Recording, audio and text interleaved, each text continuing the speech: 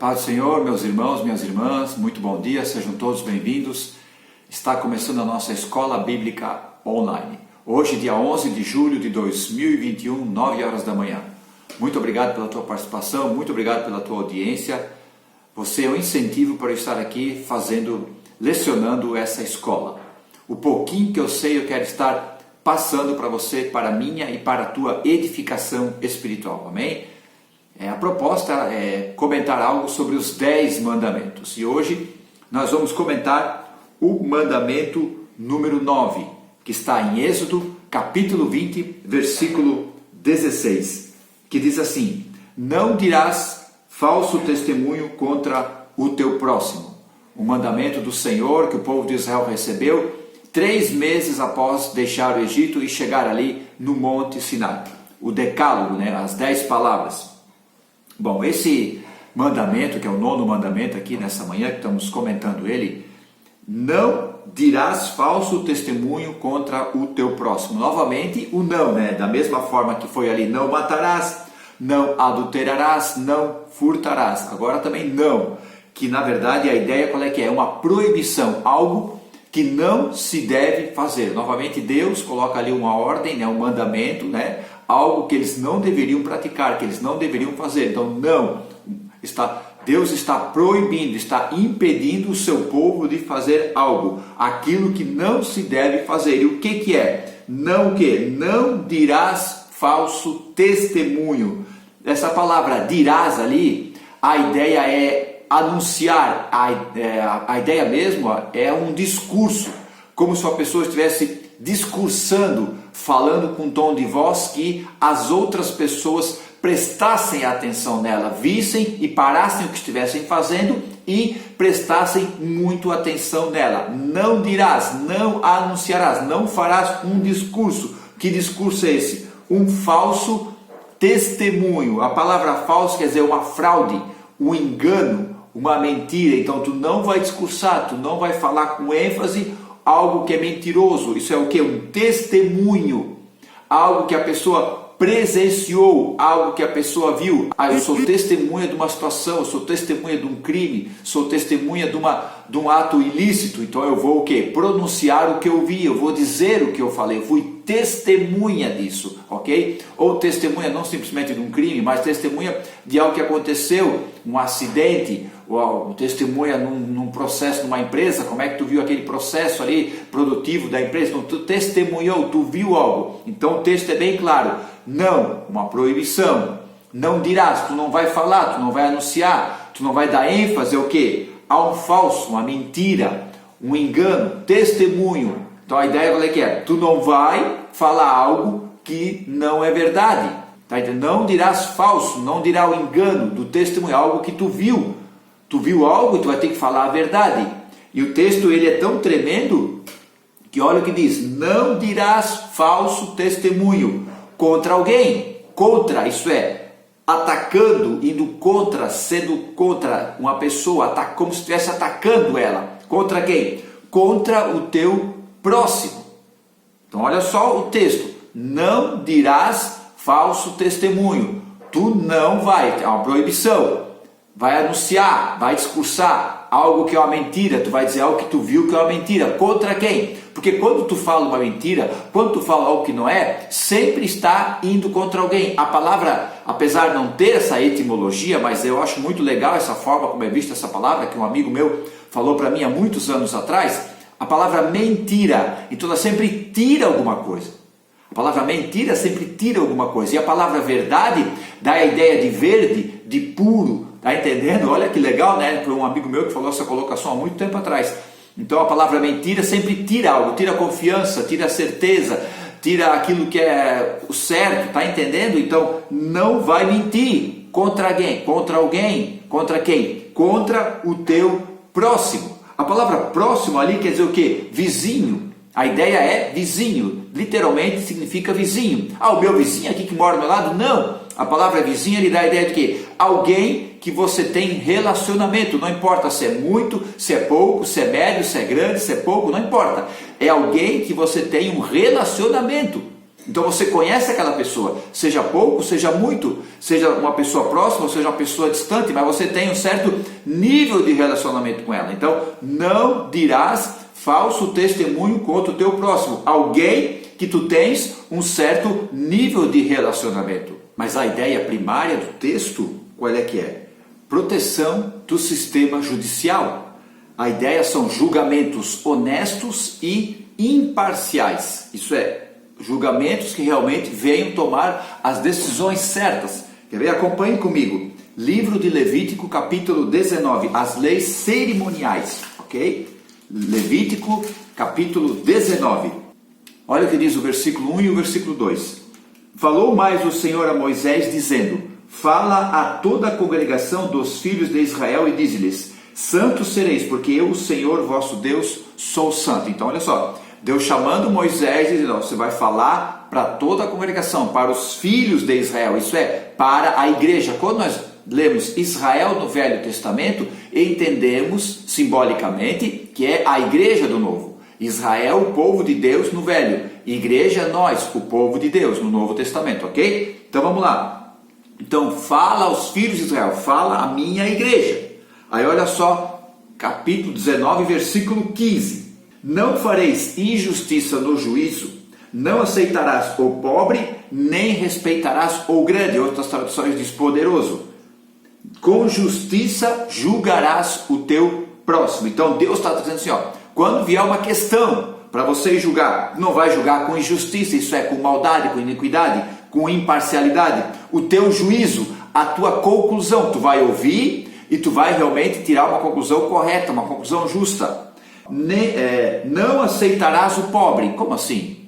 Não é para o pobre chegar diante de ti? Não, esse não aceitar quer dizer, tu não vai entender ele, tadinho do pobre, porque o pobre ali quer dizer o fraco, o debilitado, tadinho do pobre, vamos favorecer o pobre. Nem respeitarás o grande ou o poderoso. Se respeitar quer dizer, tu vai dar honra a ele, tu vai erguer ele, trazer à luz o poderoso. Sabe o que é o poderoso ali? Esse grande é o ancião, é o líder. Então qual é a ideia? A ideia é vir uma pessoa pobre, financeiramente falando, uma pessoa rica. A ideia é vir uma pessoa pobre, pequeno, uma pessoa que é pequena, uma pessoa humilde, uma pessoa simples, e uma pessoa poderosa, um líder. Tá entendendo? Então quando vier os dois diante de ti, tu não vai olhar para a condição de nenhum dos dois, tu vai ter que ser justo no teu juízo, na tua conclusão. Então olha só, essa ideia aqui, não dirás falso testemunho contra o teu próximo. A ideia aqui é respeitar cada um, fazer a decisão certa, tirar a conclusão certa, o juízo certo. Então entenda, aí qual era a ideia? Julgar certo, gente. E os jurados judeus, eles tinham uma coisa muito legal, que quando chegava um pobre, financeiramente falando, e um rico, os dois tinham que vir com a mesma roupa, e os dois tinham que sentar e levantar ao mesmo tempo, para não haver nenhum julgamento tendencioso. Olha só. Então agora olha o que diz Levítico 19:16. Não andarás com mexeriqueiro entre o teu povo, não te porás contra o sangue do teu próximo, eu sou o Senhor. Esse não andarás com mexeriqueiro, outras traduções diz intrigante, quer dizer o quê? A pessoa que desperta curiosidade. Hoje, escuta, tem um negócio que vai falar, opa, o que é? O que é? Não tem aqueles irmãos que chegam assim, é muito legal isso aqui. Tem aqueles irmãos que chegam assim, ó, vamos orar pelo fulano. Tá. Aí você diz, não, tudo bem, vamos orar. Aí ele insiste, vamos orar, temos que orar muito pelo fulano. Tá bom. Não, Carol, nós temos que orar por ele, porque a coisa tá feia. Aí ele está querendo despertar a tua curiosidade para você perguntar, o que está acontecendo com ele? Tá entendendo? A ideia principal do camarada que vem falar um negócio não é dizer, orar por ele. A ideia é contar alguma coisa. Então não andarás, não andar junto com o mexeriqueiro, com o intrigante, aquele, sabe qual é a ideia ali? É o traficante de palavras. Sabe o que é o traficante? O traficante não é, a gente não escuta assim, o cara é traficante, a gente pensa nas drogas, mas a palavra traficante quer dizer o quê? Alguém que pega alguma coisa e leva para o outro lugar. Então a ideia qual é que é esse mexeriqueiro, esse intrigante, o que é? Um traficante de palavras, aquela pessoa que pega as palavras de uma outra pessoa e traz para outra, ele fica, leva e traz. Tá entendendo? Então assim, a pessoa fica levando essas palavras, um traficante de palavras fica levando. Aí olha a continuação do texto. não te porás contra o sangue do teu próximo. Isso é, tu não vai fazer coisas, vai falar coisas para fazer cair outra pessoa. Gente, então isso é muito sério, esse mandamento que Deus deu. Não dirás falso testemunho contra o teu próximo. É muito sério. Agora, olha o que diz Êxodo, capítulo 23, versículo, nós estamos sendo só por cima aqui, para você entender esse Êxodo 20:16. Êxodo, capítulo 23, 1. Não admitirás falso rumor ou boato, e não porás a tua mão com o ímpio, para seres testemunha falsa. Olha só.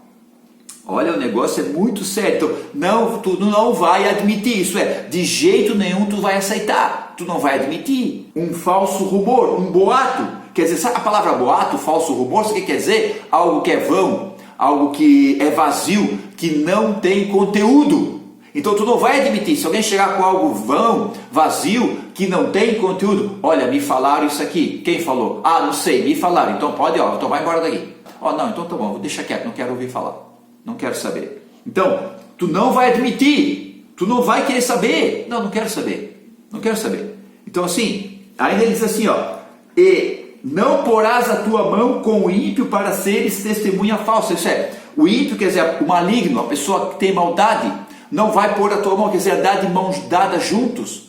Tu não vai andar de mão dada com essa pessoa para produzir mais testemunho falso, para produzir mais maldade, mais malignidade. Está entendendo? Tu não vai aceitar suborno.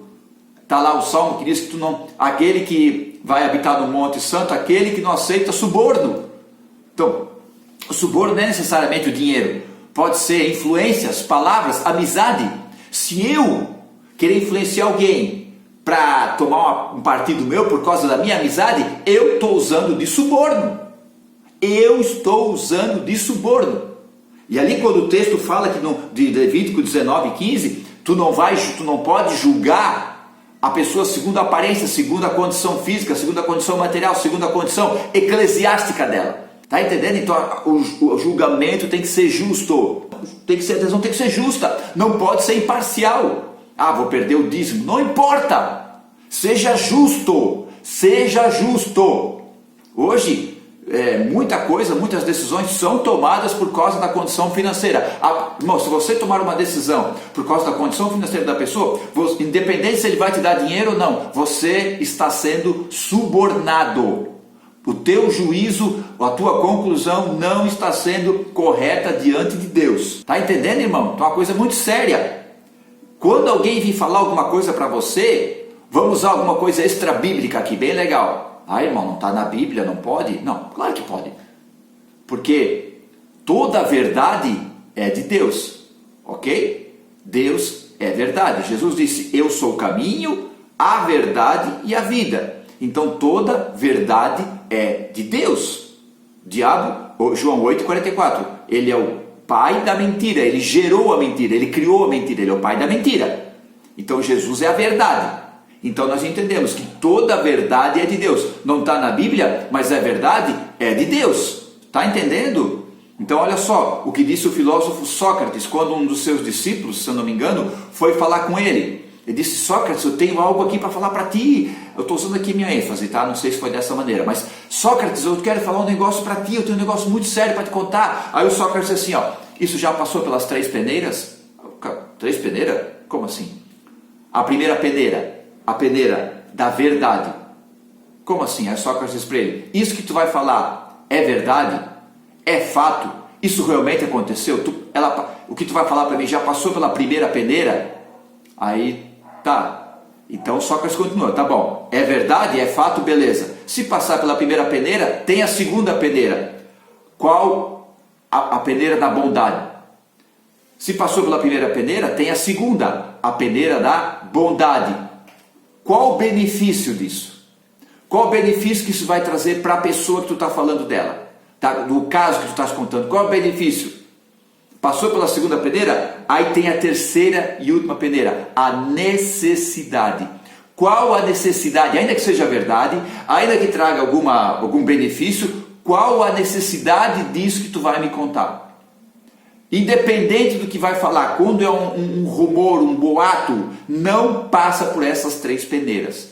Se muito crente usasse essa filosofia de Sócrates para a sua vida, muita coisa ia mudar. Muita coisa ia mudar. Agora olha o que diz Deuteronômio, capítulo 19, versículo 15. Acompanhe comigo, já estamos nos finalmente aqui da lição. Deuteronômio, capítulo 19, versículo 15. Uma só testemunha contra ninguém se levantará por qualquer iniquidade ou por qualquer pecado, seja qual for o pecado que pecasse. Então assim, uma pessoa só não pode testemunhar contra outra, independente do que aconteceu, se for verdade, se não for verdade, se ele matou alguém, a lei está dizendo, tá? Se ele matou alguém, então se eu ver alguém assassinar alguém, não posso lá contar para a polícia? Não estou dizendo isso. Eu estou dizendo que a lei está falando. Vamos entrar nessa questão agora. Então, se uma só testemunha não pode ser aceita, qual é o problema? Às vezes alguém vai contar alguma coisa para a liderança e é uma pessoa só. E aquela pessoa faz um problemão para todo mundo. E olha o que diz a continuação do versículo. Pela boca de 2 ou 3 testemunhas se estabelecerá o negócio. Quer dizer, tu vai parar para analisar, não vai tomar a decisão. Então tem que ter 2 ou 3 pessoas como testemunha para trazer o fato, aí o fato vai ser analisado, o fato vai ser debatido e vão ver até onde é que é verdade. Tá entendendo? Não é que tu vê as 3 pessoas, agora, tem 3 testemunhas, agora tem que agir. Não, falando do nosso contexto cristão, do nosso meio que a gente vive, que é a igreja do Senhor. Ok? Isso é um problema muito sério no nosso meio. As pessoas têm que passar pelas 3 peneiras, tudo que elas vão falar, e tem que ter mais Bíblia na sua vida. Tem que ler mais a Bíblia, gente, por favor, vamos ler mais a Bíblia. Um dia um pregador falou um negócio muito interessante. Ele estava ali aqui no setor Velha Central, ele disse assim, olha, se os cristãos, os crentes, né, se os crentes lessem a Bíblia, 70% dos problemas iriam acabar das igrejas. Aí eu pensei assim, Nora, é verdade, que legal, tá certo, poxa, o povo não lê a Bíblia. Mas depois eu comecei a pensar, ele está errado esse pregador. Quando ele disse que se os crentes, se os cristãos, os crentes lessem a Bíblia, 70% dos problemas acabariam. Na verdade, pode até acabar aqueles problemas que estavam acontecendo, mas ia aumentar muito mais problemas. Sabe por quê? Porque o povo ia ler a Bíblia, ia ver um monte de bobajada que é pregada nos púlpitos, um monte de coisa fora, que é só autoajuda, que é só passar a mão na cabeça. Verdade verdadeira, conteúdo não vai ter mais. Porque o que vai acontecer? Quando você começa a se alimentar com coisa boa, poxa, vamos lá, se a sua mulher faz um almoço delicioso, um almoço maravilhoso, e tu vai almoçar em outro lugar e aquele almoço não é bom, tu vai sentir falta do quê? Do almoço da tua esposa? Tá, mas eu não venho mais almoçar aqui, o almoço da minha esposa é melhor, o almoço da minha mãe é melhor, por que eu vou almoçar aqui? Não vou, tá entendendo? Então se tu começa a ler a Bíblia, tu começa a ter conteúdo bíblico, tu começa a ter conhecimento bíblico, tu vai num culto, numa reunião que as pessoas estão pregando aquele monte de coisa que não edifica em nada, que é só superficial, não vou nem dizer que é heresia, tá? Não vou entrar nessa questão, mas é muito superficial, é muito raso, não edifica em nada, a pessoa vai dizer, mas eu me alimento melhor sozinho em casa. Aí o que acontece? Não vem mais na escola bíblica, ok? Qual é a porcentagem de presença na nossa escola bíblica? Não vem mais na escola bíblica. Culto de ensino, trazendo para o nosso ministério, culto de ensino não existe mais. Por quê? Porque o conteúdo é muito raso. Ok? Não estou aqui, é uma crítica construtiva, tá? Não me entendo mal, é uma crítica construtiva. Então, se nós lêssemos mais a Bíblia, nós íamos ter uma vida espiritual melhor, com certeza, mas nós ia questionar muita liderança que realmente é muito raso nas suas colocações, ok? Vamos lá. Interessante que esse versículo aqui de Deuteronômio 19:15, interessante que esse versículo aqui de Deuteronômio 19:15, por boca de 2 ou 3 testemunhas estabelecerá o negócio. Aquele que é a palavra, aquele que é a lei, que é Jesus Cristo, porque Jesus é a palavra. João 1:1, no princípio era o verbo quer dizer palavra no grego, no princípio é a palavra, e a palavra estava com Deus, e a palavra era Deus, então a palavra se encarnou, então Jesus Cristo é a palavra, então aquele que é essa palavra, aquele que é essa lei, foi julgado pelos sacerdotes, e eles trouxeram ali testemunhas que falavam falso testemunho contra Jesus. Em Marcos 14:55 diz que buscavam denúncias contra Jesus e não encontravam nenhuma. Então olha só, gente, aquele que é a palavra, Aleluia. Aquele que a palavra foi julgado de maneira errada pela própria palavra. Meu Deus do céu, misericórdia, né, gente? Misericórdia. Tá entendendo? Olha como é sério esse mandamento. Irmão, então não traga falso testemunho, fale a verdade, por favor. Não tem certeza, fica quieto, tá? E ainda assim, se tem certeza do que tu viu, do que tu sabe, vai primeiro orar. E diga: Deus, eu preciso passar nas 3 peneiras. Fala assim com Deus: as 3 peneiras de Sócrates. Deus não vai ouvir porque é lá da filosofia grega. Não, se é a verdade, Deus vai ouvir. Deus, isso que eu vi precisa passar pelas 3 peneiras. Eu passo, Senhor, como é que é? Eu tenho que falar ou eu tenho só que orar? Se nós orássemos mais antes de falar, ia ser muito melhor. Amém, meus irmãos? Que Deus te abençoe, que Deus venha realmente te levantar como um profeta, como um atalaia, como um pregador da palavra de Deus nesse último tempo, um verdadeiro mantenedor e da palavra. Que Deus venha realmente te enriquecer com essa palavra, te fazer crescer, entenda? Porque aquele que pratica a palavra, porque aquele que ouve e pratica, então vamos trazer para o nosso contexto. Então vamos trazer para a nossa ideia. Aquele que ouve, que lê e pratica a palavra, vai ter sua casa edificada sobre a rocha. Quando tu lê esse versículo, tu tem que entender que tem ali Mateus 5, 6 e 7. Quando tu aplica esses 3 capítulos na tua vida, a tua casa vai estar na rocha, tá? Você fala: a rocha é Jesus? Sim, a rocha é Jesus. Porque o fundamento é isso, o fundamento é aquilo. O fundamento é capítulo 5, 6 e 7 de Mateus, tá bom, gente? Deus abençoe. Hoje tem culto na tua congregação, tem culto lá no Betel que eu congrego. Eu não vou estar em outra congregação hoje, mas vá lá, adore a Deus e ouça a palavra, tá?